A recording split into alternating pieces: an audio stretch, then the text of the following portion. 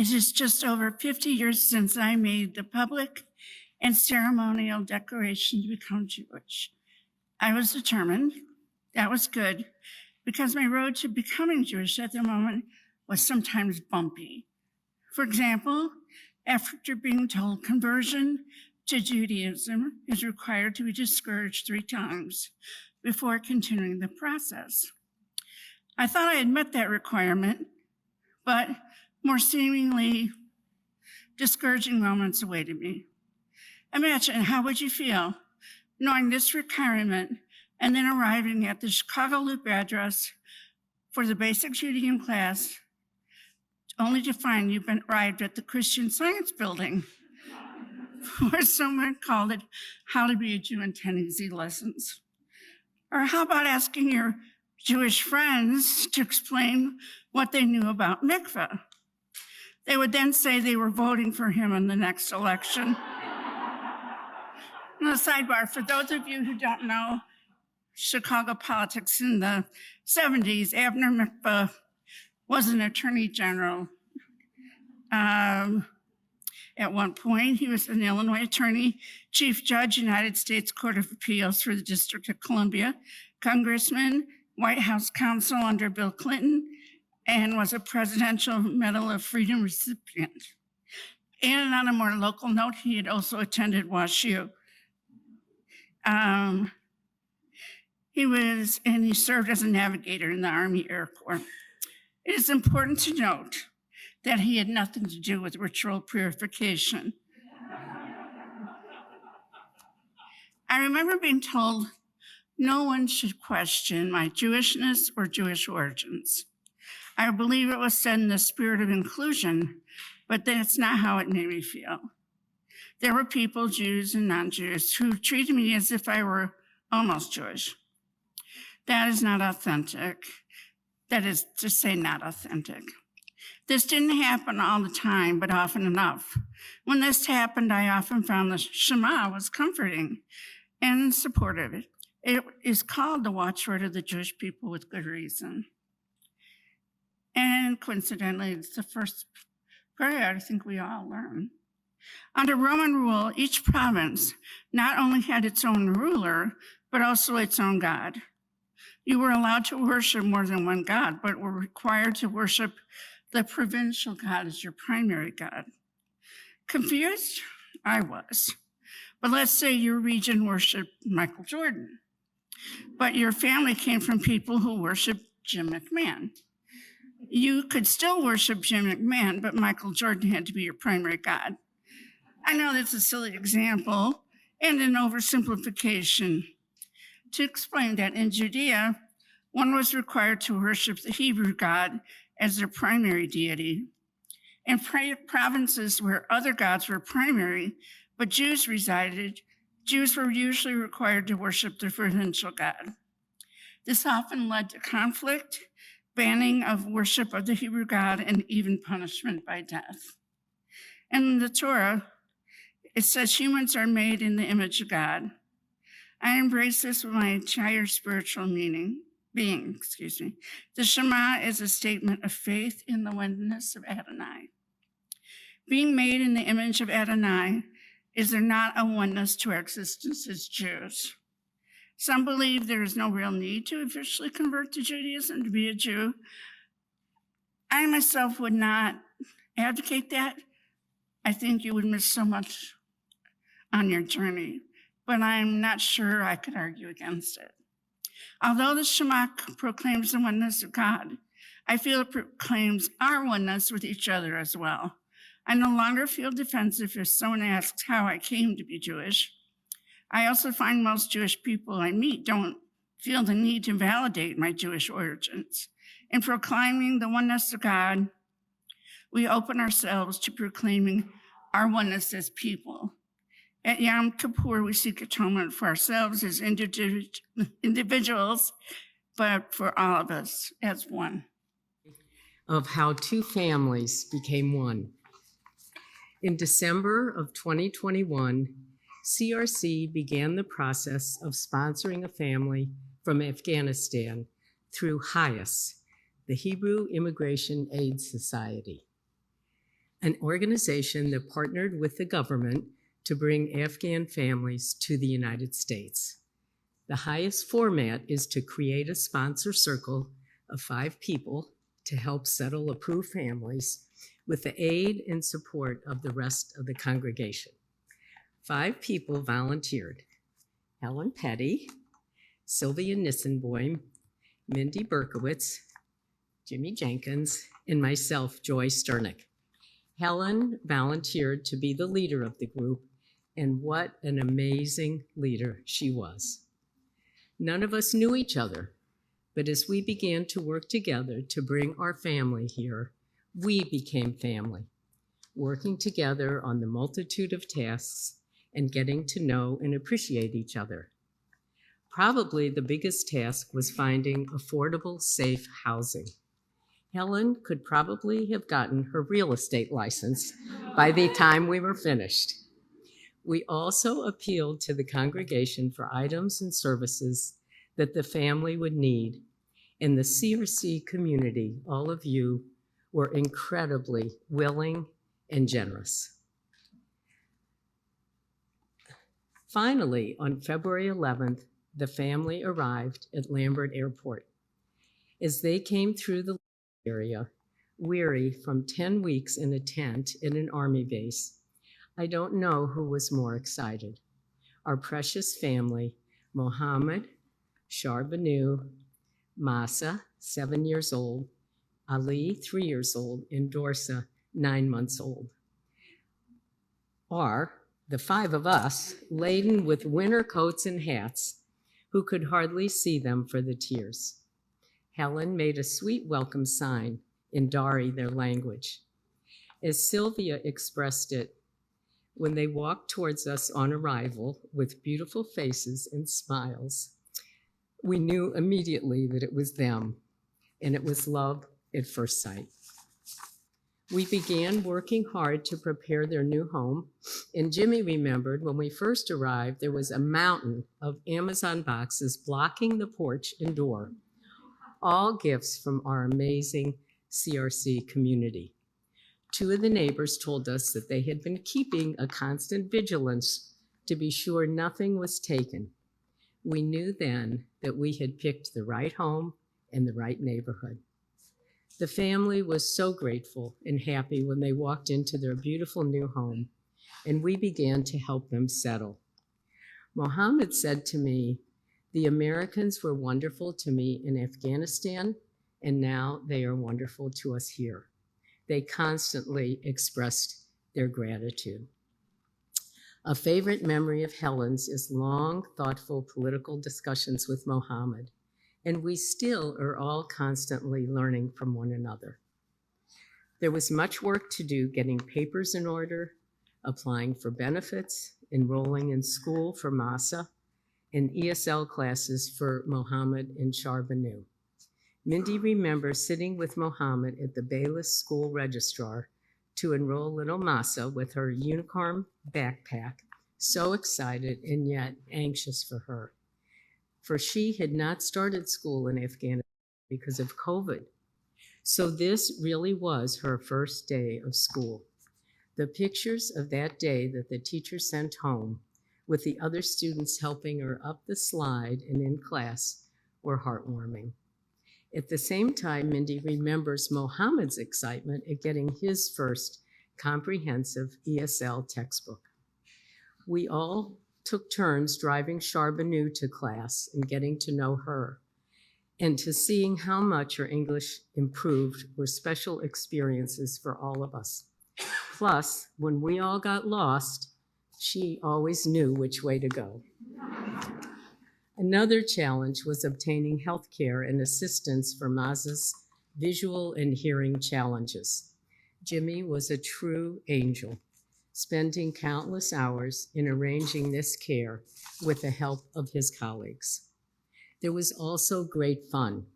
We celebrated Masa's 7th birthday 1 week after arrival, complete with a Minnie Mouse theme as requested. Her beaming face said it all. A day at the zoo was memorable for the children, especially the train ride and peering through the glass at the water animals, including their favorite, the hippopotamus. But the most special moment came on the last night of Ramadan, or it's called Ramazan in Afghanistan.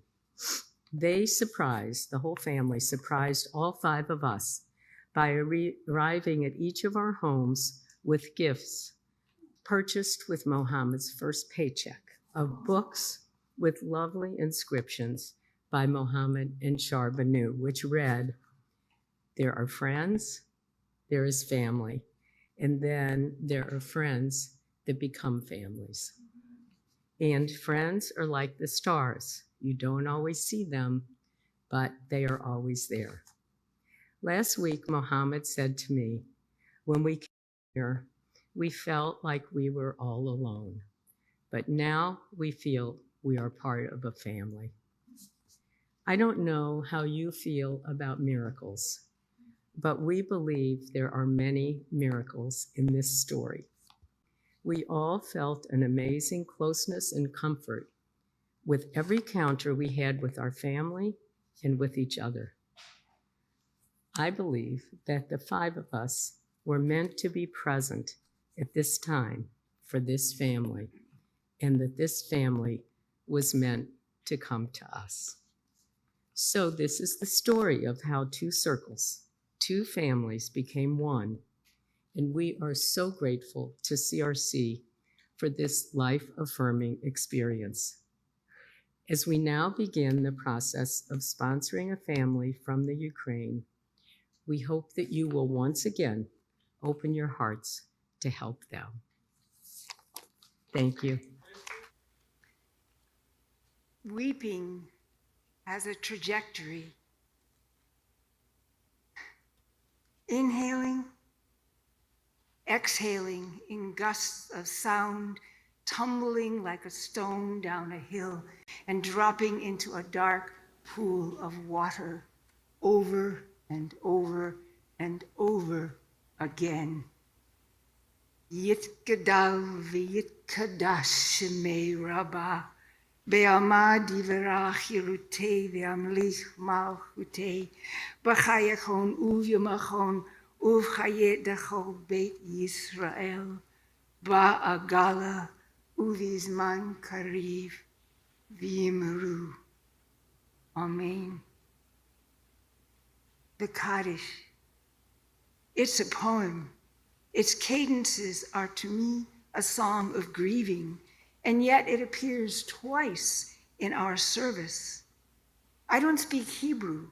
When I say the Shema, reciting the Hebrew is a ritual, but saying the words in English gives me the vision of the Shema as the interconnectedness of all things.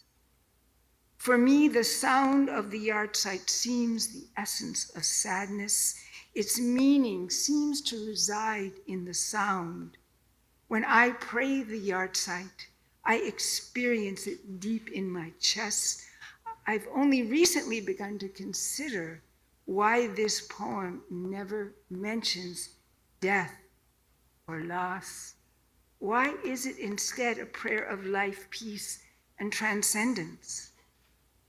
I puzzle how to even ask the question, where does the meaning of the yahrzeit prayer reside? In the sound of the Hebrew? In the translation? When I stand at CRC to speak my husband's name, Frank, gone 7 years now, it helps me to know, it helps me that he is known here, his brilliance and loving heart and generous spirit. His memory is indeed a blessing. This translation I found, similar to CRC's, is all a praise of God and all God's creation. Traditional translations ask for peace for Israel. Here, as at CRC, the translation asks for peace for all humanity. May our lives reflect the greatness of the divine name throughout the world. Sparks within the process of creation. May the world be ruled by our highest aspirations soon within our lifetimes. And let us say, Amen. May the divine name be known as a fountain of blessings, praised and honored and beautified and elevated and exalted beyond any song or description that has ever been uttered.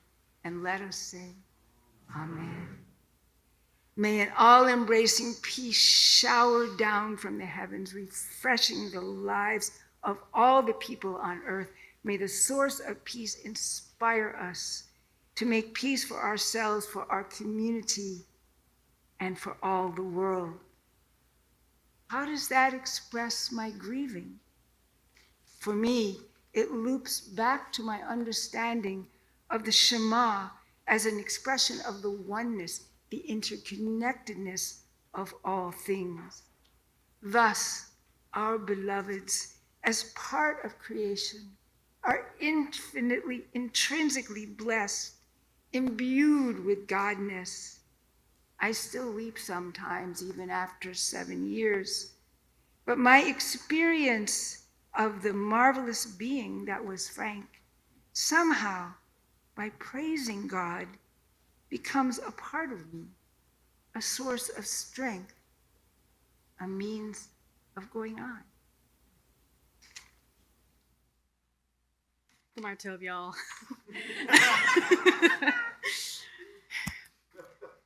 Yeah. Long before I became Jewish, this time of year already felt like the resetting of a clock to me. My birthday was yesterday. Yay. And even though I didn't grow up Jewish, I always saw Yom Kippur floating around the calendar near my birthday every year. So as much as my birthday already feels like the turning of a calendar page, so now does Rosh Hashanah and Yom Kippur. The days of awe are thick with reflections of who we've been in the past year, who we might become in the next. For me, this time of year is rife with deep reflections on more mortality, right? I'm another year older, the leaves on the trees are starting to die, and so I deeply feel the passing of time. Over the past few years, as I've explored my place within Judaism, one piece of the High Holiday liturgy stands out to me as we reflect on our mortality, the Unatani Tokef prayer that we will say in a moment. Parts of the prayer translated say the following: "We shall ascribe holiness to this day, for it is awesome and terrible. On Rosh Hashanah as it is inscribed, on Yom Kippur it is sealed. How many shall pass away, and how many shall be born? Who shall live, and who shall die?" This prayer stands out to me uniquely, as I am someone, probably one of many in this room, someone who lives with chronic mental illness and recurrent suicidal ideation since I was 11. Every fall, when the barometric pressure starts to shift in the atmosphere, I begin to have a suicidal ideation, even if things in my life are going great. Oftentimes, living with chronic mental illness feels like truly a waiting game, wondering for when the next tidal wave will come, never knowing what the next year will bring. I celebrate and give thanks for every day, every year that I get to be alive on this earth. And I tremble at how tenuous it all feels. I feel like the days of awe themselves are this liminal space, this perfect container for that trembling, that reflection, that questioning. Where was I in my life this time a year ago, 2 years ago? Where was I the last time I said Unatani Tokev? Who all have I lost in the last year? What all have I lost and gained? Where will I be the next time I say this prayer? Will I still be here next year? When will my name join my ancestors on the yahrzeit list? Who will say Kaddish for me? How can I hold the tension of mortality and the beauty of living all together, all at once? Gemar Hatimatov.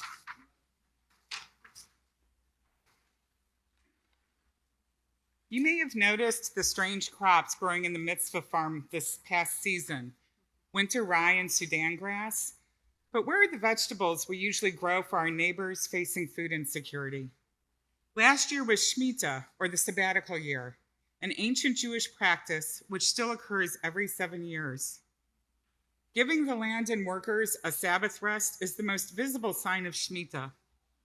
The mitzvah farm is 7 years old, and our soil was exhausted, harvests diminishing. We observed Shemitah by planting cover crops, creating a space of resistance to restore our soil. I've been writing a lot about soil this year, and often autocorrect has changed the word soil to soul. So what's the connection? The secret is in the roots. Leaving land fallow with cover crops allows roots to run deep, creating subterranean networks.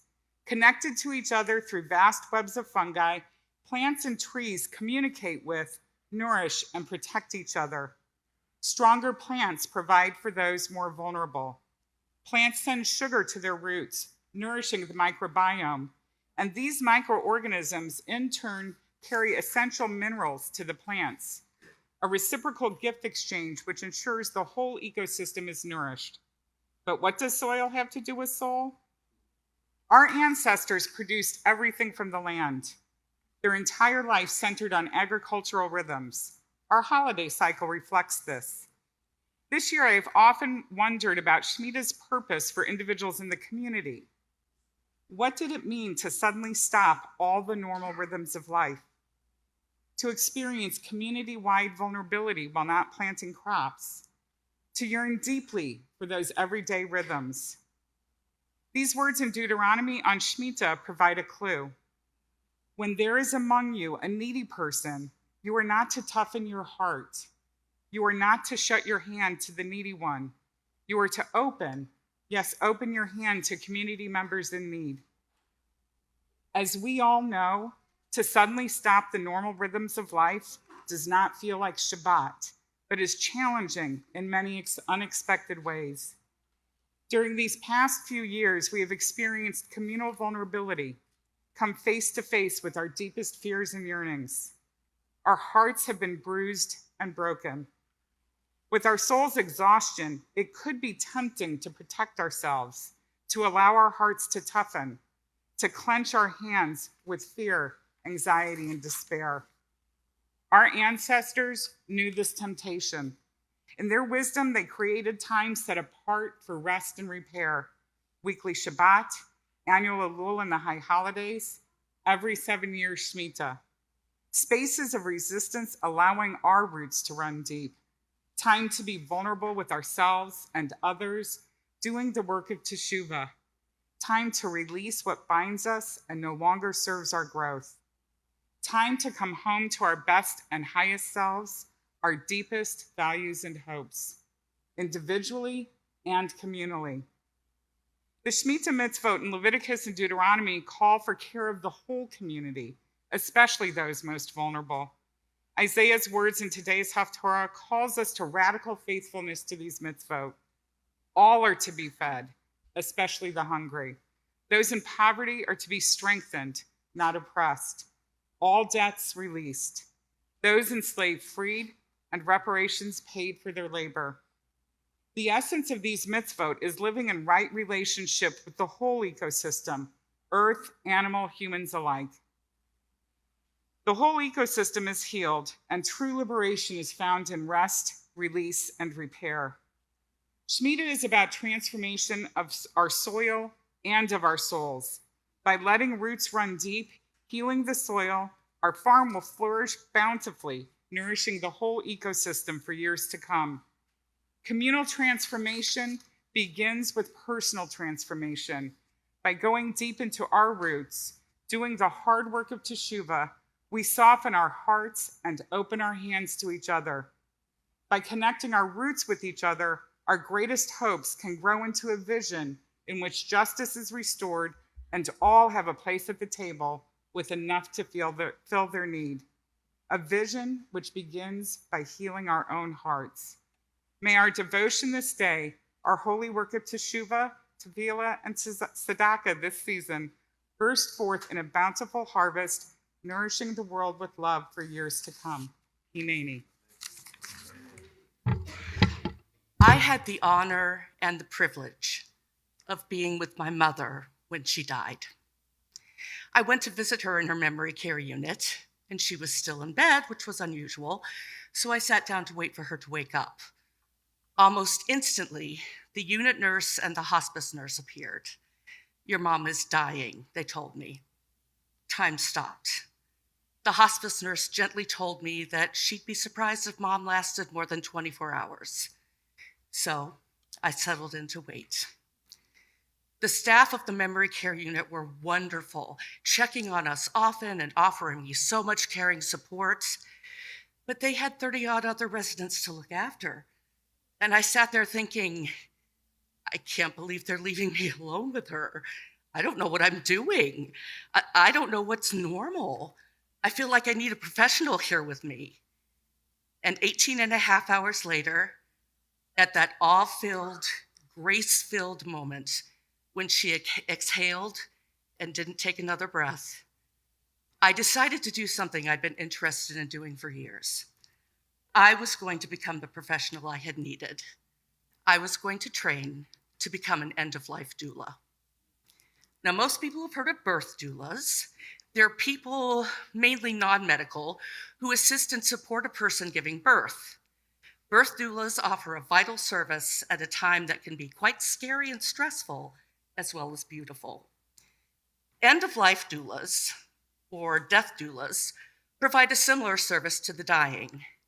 They're a resource and a support. End-of-life doulas may sometimes have medical or social work backgrounds, but they aren't there to diagnose or counsel.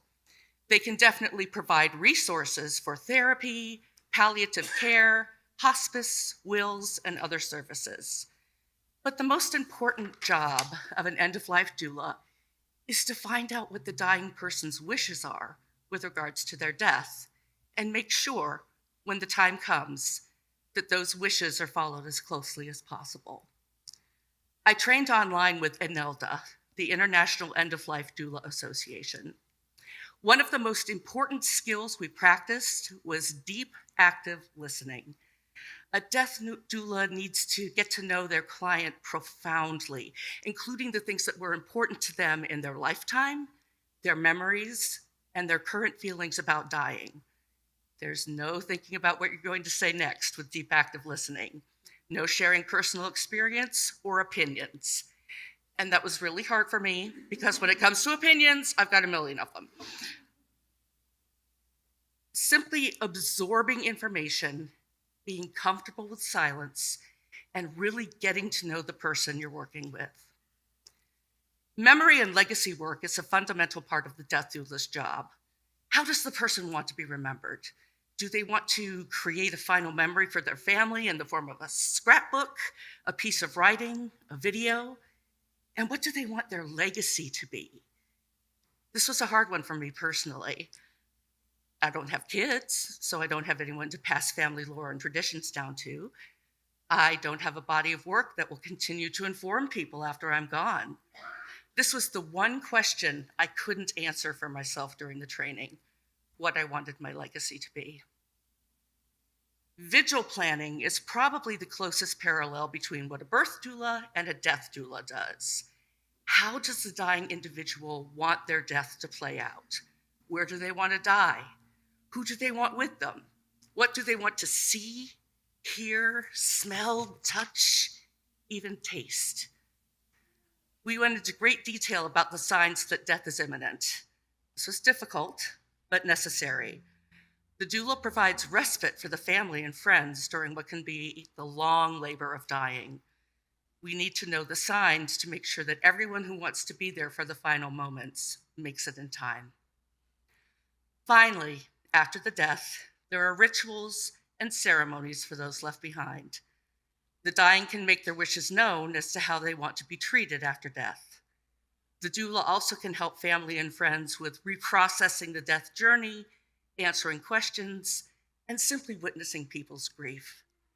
The ultimate goal of the end-of-life doula is to provide light, love, acceptance, and support. And at some point after the training, it hit me.